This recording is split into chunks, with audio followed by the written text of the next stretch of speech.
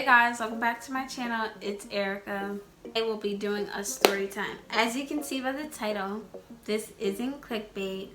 This is a story time about how my school saw me naked.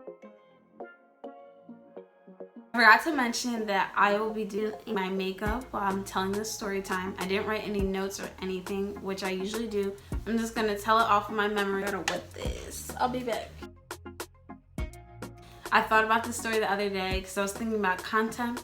So I'm going to be telling you how this all went down. And I have a lot of acne due to me going to work and wearing that mask. So ignore that. So let's just get into the story time. Okay. So we're going to go. Oh, by the way, I'm not leaving the makeup in my description box below. So let's go way back when Erica was a little baby.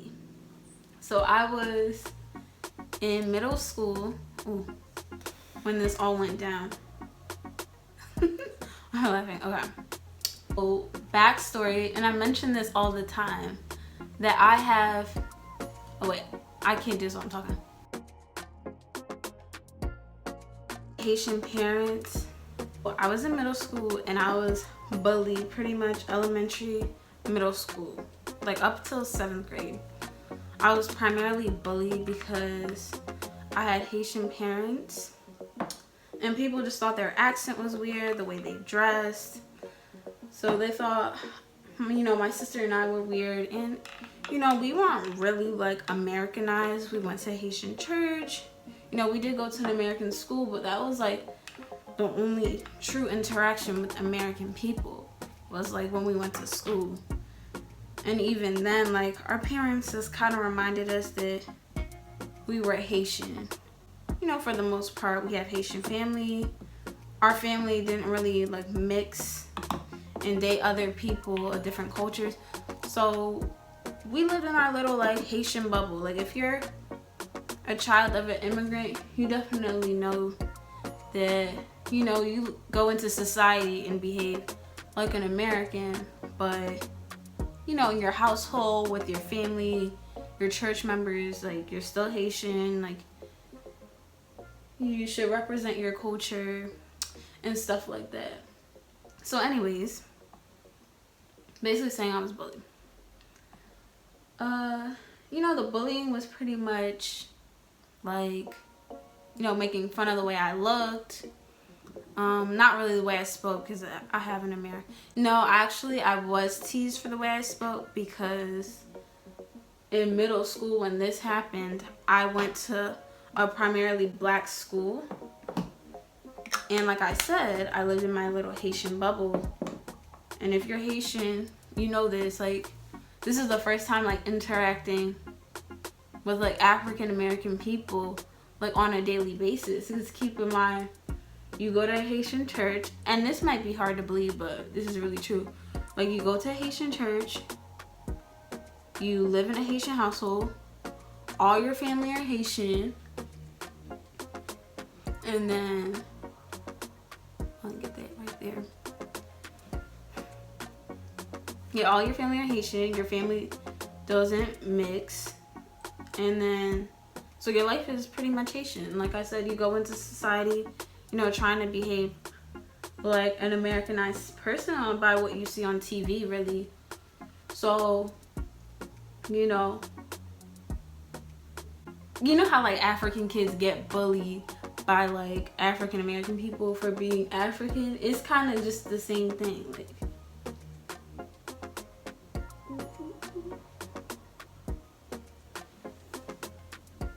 ooh, I look. Okay, let me just spread this.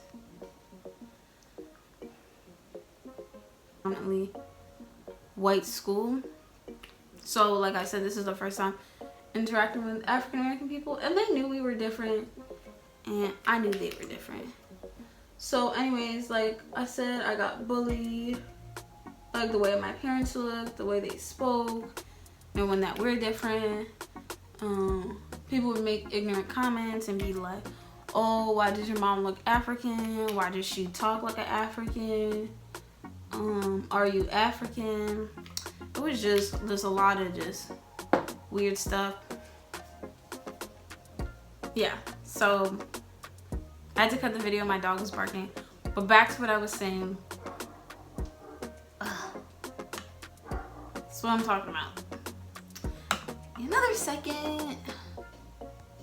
Okay, since you got that out of the way, let's get into the actual part of the story, since you know the background. So basically, I was in 7th grade, and my school was really into like teaching like young black students to be like scholars of the world, like leaders of the world.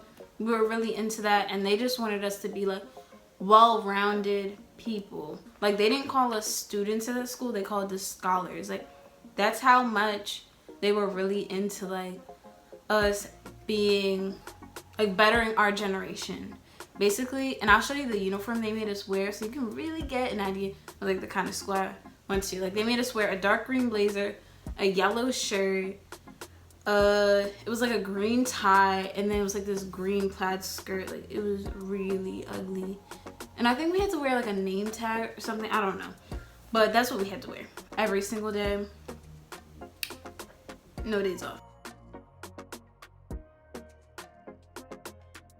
Pre-K to 8th grade, the school was known for this annual trip they had for the 8th graders and 7th graders as well, because they felt like we were old enough to like go on a trip out of the country, because a lot of the kids, they didn't have the opportunity to ever be outside of the country.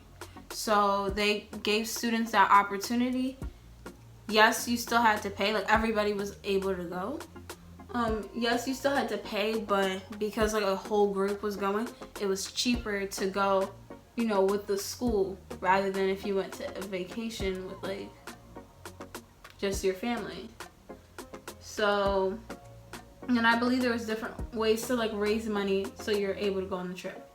And this trip, you know, definitely was supposed to teach you about different cultures, and just being, like I said, well-rounded. As 7th graders, we had a trip to Canada. And in Canada, basically, they wanted us 7th graders to learn about the history of Canada, primarily pertaining to slavery, the abolishment of slavery, and just the Underground Railroad from the US to Canada. Because, fun fact, Canada was freeing the slaves before the US was. So a lot of people would go to Canada to be free. I believe Harriet Tubman actually sent a few slaves to Canada as well.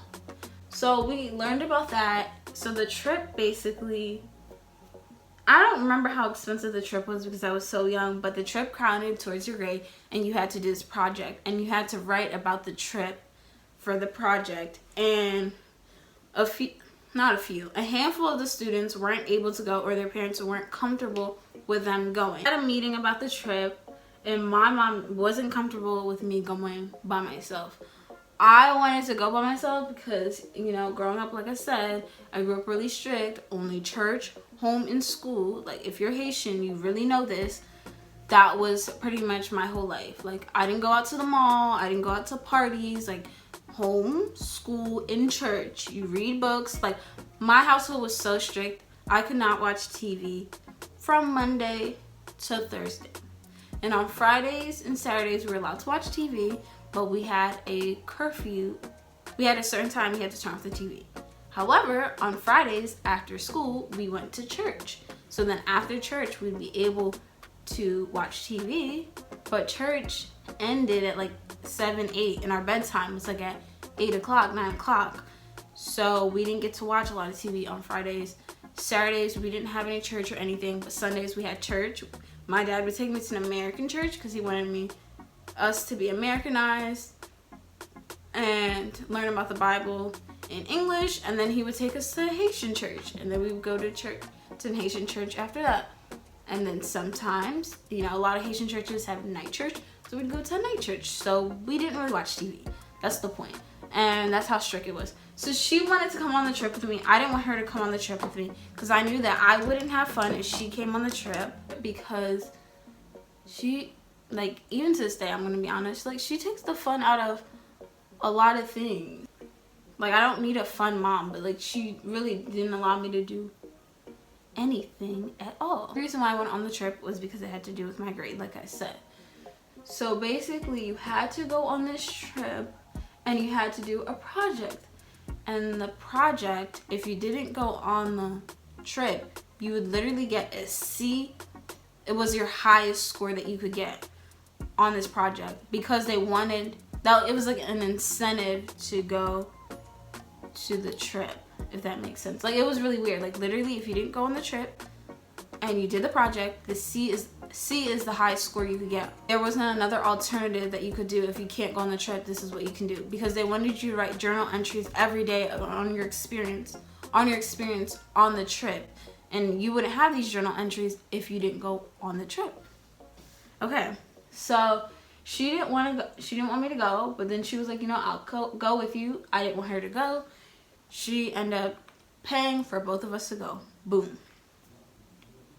And keep in mind, this trip was a week. So basically, parents would have to take a week off of their job if they weren't comfortable with their children being alone with, you know, like the teachers and stuff, like going on the trip, to supervise their kid. So where are we now? So a handful of students weren't able to go to the trip due to financial reasons, or their parents just weren't comfortable with them, which now I see why. So, and I'm gonna say this only one time only, my mom had a reason, just because of the story. Trip was booked, people who were going. We had a bus, so we were going from PA all the way to Canada. So basically, we get to Canada, and it's our first night. Everything's great. You know, we're going to different museums. We're going to churches that supported, you know, the abolishment of slavery. We went to certain houses that are considered historical houses where slaves would sleep.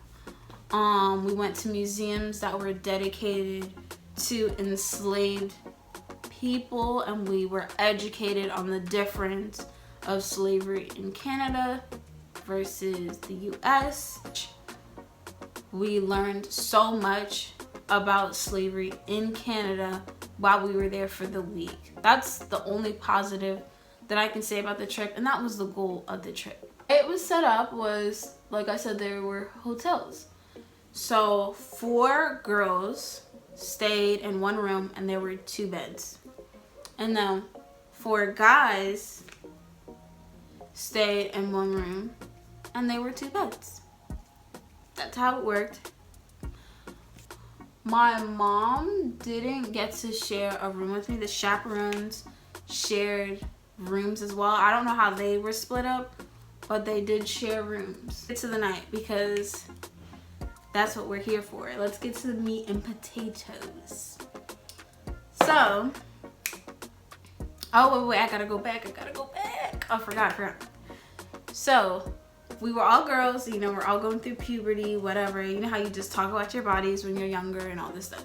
So basically, when we were on the trip, you know, if one of us were taking a shower and someone else had to use the bathroom, you know, we would just knock, and then, you know, we would let the other person go in the bathroom and just, you know, brush your teeth or like use the bathroom while the other person's showering. That was like really normal in at least our hotel room. And these 3 girls were like considered the popular girls, and then I was, you know, I was just me. I was just there. Hi. And honestly, I was really excited when I found out I was rooming with them, to be honest. I thought, like, I was cool with one of the girls. She was Hispanic. We were cool on and off, like, and it was up to her. It wasn't up to me.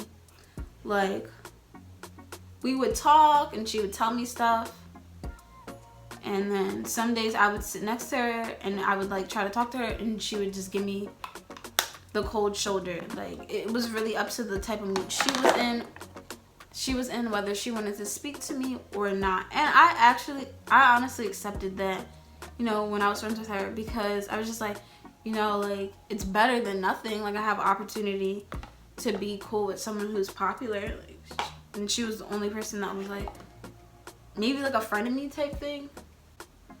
But yeah, so she was there, and then 2 other cool girls. They were 2 black girls that were considered cool at our school. I was basically like her punching bag, to be honest. And yeah, that's pretty much it for that part. Back to the story. So other people were allowed to enter our rooms, but they had to leave, I believe, at 8. So that was pretty much it. And like a boy couldn't enter a room versus like vice versa, like a girl couldn't enter a boy's room. It was pretty much like typical like rules. So it's just a random night. I don't remember what night it was, but I was taking a shower, and I think it was about to hit that 8 o'clock curfew. So I'm taking a shower, and one of the black girls that I was rooming with was, sorry, I'm doing my eyebrows, big pushover. I really had no confidence in myself. I wouldn't say I didn't have self-worth, but like I said, yeah, I had no confidence in myself. I wouldn't say I didn't have self-worth, but I didn't know how to speak up for myself.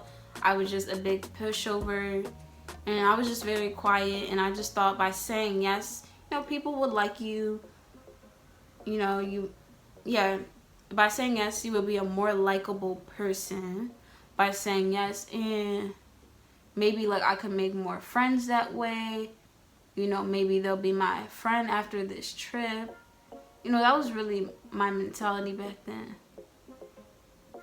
And I just wanted people to like me because people really didn't care to know me or to like me. Let me see if this is right.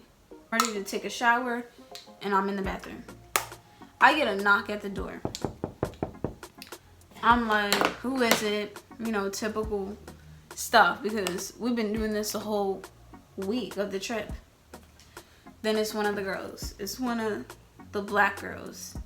It was one of the black girls that I was rooming with. She's like, oh, I have to use the bathroom. I'm like, you know, just wait. I'm almost in my shower. Like, just give me a second. She's like, no, I had to use the bathroom now. You know, I'm about to pee on myself. Like, I've been holding it all day. I'm like, I'm almost done. Like, and I was a big people pleaser. Like, I could never say no to someone. It made me uncomfortable to say no to someone. I thought by being a people pleaser and being nice to people, that maybe I would be more likable, I would have more friends, and I would accept me more. So I'm like, you know what? I get out of the shower, and I put the towel on. And I'm about to open the door. Keep in mind, the door is locked. So I unlock it, and I just, you know, open it a little bit. I take the towel, and I wrap it. Let me do an illustration. Pretend I'm naked. And I wrap the towel like this. Like, I had never knew how to wrap a towel, like, growing up. And my mom would always yell at me about it. So I would just wrap a towel like this. Like this. Like, I wouldn't tuck it in. No. So I had a towel like this, right? And I'm about to open the door. Now, I need to do a full illustration. Let me get that. So basically, I have the towel like this. Like this. And I am naked. The floor wasn't like what? It was kind of like a slippery, very slippery tile. And I literally just got out of the shower. She has to go to the bathroom bed. So, ooh, let me fix the lighting. That's a little bit better. So, I'm naked. Just hopped out the shower. And she's knocking. So, knock. Oh, hey. Then, boom. The door opens like that, and a whole bunch of people from my school are standing there. And not only that, so I have the towel, right? And I'm looking at them like, and one of the girls, let me sit down, because I got to get back to the story. Okay. Woo. Back. So, like I said, I got the towel right here. So, one of the girls that used to bully me, she was like actually the main person who used to bully me. She sees me like this, and she thinks it's a great opportunity. And I mean, the crowd was like boys, girls, everybody there. She thought it was a great opportunity to start pulling on the towel. You could go to jail, baby girl. Keep in mind, I'm slipping and I'm trying to push the door closed so everybody can stop seeing me half naked. So she's pulling on the towel, and everybody's laughing, and people had their phones out. We didn't have cool phones. It was like BlackBerry, so everybody, like, she was like pulling on it, tugging on it, and I'm like holding it, and I'm slipping, and I'm trying to push the door. Like, I'm pushing the door. At the same time, she's trying to pull on my towel. Then people are laughing. They're like, pull the towel, pull it. Y'all tripping. and I'm just like in fight or flight mode. Like, I'm slipping. I am slipping on this tile, and I am pushing the door, and she just grabs it. Then she gets a good grip, and I really thought she was about to win. I know I was in 6th grade, but you know, I didn't shave, and that would have probably made it a whole lot worse. Not that it was any of their business, but it would have made the situation a whole lot worse. So I'm thinking about, oh, I'm not waxed, I'm not shaved, and I'm only in 6th grade, so that doesn't even really matter. But that's what I'm thinking of. I'm like, I can't let them see me, and like, I'm really small chested. Like, this is not gonna be good for me, and people had their phones out. So she's pulling, let me get rid of the towel. She's pulling my towel, and then the other black girl, she tries to help her too, but she's laughing so much that she's trying to help, but she's not really helping the girl pull this towel off of me. Yeah, so she's so the other black girl, she's like laughing and trying to pull it, but she's laughing so hard she can't really help her. Right as she's about to pull the towel, like, and I'm slipping. At this point, I'm getting tired, I'm embarrassed, like, everybody's looking at me, their phones are out, I am exhausted, and I'm like, you know what, at this point, this girl's gonna pull the towel off of me. The chaperone, one of the chaperones, like the parents, they walk by and they tell everybody to go in their room. Like, they see a whole bunch of kids like in the hotel hallway, so they tell them to go in their room. And so the girl who's trying to pull my towel, she ended up just leaving, and everybody just leaves, right? So in my head, I'm in the bathroom, I'm like, oh my God, that was so embarrassing. I want my mommy. I want my mom. I need her to help me. Why are you crying? Like, they're really trying to pull my towel off. They're trying to go into the bathroom. They're really trying to embarrass me. Like, so that's what I'm thinking to myself. I'm like, I want my mom. Where is she at? Like, she didn't come on this trip for no reason. And not only that was that embarrassing, like, boys, girls, they had their phones out trying to record me. And I was just thinking about, like, when I go back to school, like, what is that gonna be like? Like, are people gonna tell the other people that weren't able to go on the trip? Are they gonna tell them about this? I was roommates with, they were helping that girl pull my towel. Like, how am I gonna look at them when I walk out of that bathroom? Like, they're gonna be looking at me like, you know, I know what just happened, and they're gonna be laughing at me. And I was so embarrassed. Like, I'm just saying it casually, but at that time, like, that was so, ooh, excuse me, I cursed. That was so embarrassing for me. Like, I'm about to sleep next to these people. Shortly after I'm in the bathroom, my mom comes. I don't really know how she knew that this had all happened, but she came and she told me she found out she found out what happened or whatever. So she comes in my room, and the other 3 girls I was rooming with, they didn't say anything to me. They just kind of, you know, sat there super quiet. And my mom's like, you know, come, I have to talk to you. So I step out of I get dressed. I had my clothes in the bathroom. So I get dressed and I speak to her, and she's like, I heard what happened. Like, you could sleep with me tonight. Keep in mind, I'm like 12 years old. You know, you don't want to be sleeping in your mom's room while everybody else, they get to, you know, be with their friends and room with their friends, and then you gotta sleep with your mom. Like, and you know, at that age, like during puberty, you really care about what other people think about you. Like, you're loving to impress your peers. Like, I'll see. Pack my stuff out of the room that I was staying in. The girls are looking at me. They have nothing to say. And, sorry, making my ash. Okay. Yeah, they have nothing to say. They're just looking at me. And the Spanish girl, she actually came up to me, and she was like, what they were doing was wrong. Like, Like, I can't believe they did that to you. But like it already happened, sis. Like what are you telling me? Like it's wrong. Like I clearly know that happened to me. And the girl that had tried to pull the towel and probably, you know, thought of the whole thing, her mom actually was on the trip. And my mom said nothing to her. Personally, if I was a parent, I would have spoke to her and her mom. But my mom's really passive aggressive, so she wasn't gonna say anything. So yeah, that was it for the end of the trip. Then I went back to school like a week later or whatever the case may be. No one spoke about what happened. I didn't see any videos surface anywhere. Who knows? There could be a video out there of me. Who knows? But I didn't hear about it when we got back. And yeah, me and that girl, we were in the same 7th grade class. We never spoke about it. She never said sorry or anything. That was just the end of it. It's a story time of when my school, my whole 7th grade class, plus there were a few other 7th grade classes that were there, when they saw me naked. Or almost saw me naked. So yeah. Oh my god, my makeup is not even close to being done. Okay, I ended up finishing my makeup off camera. And I ended up finishing my hair as well.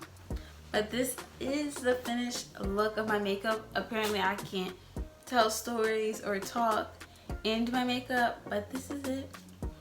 And thank you guys for watching.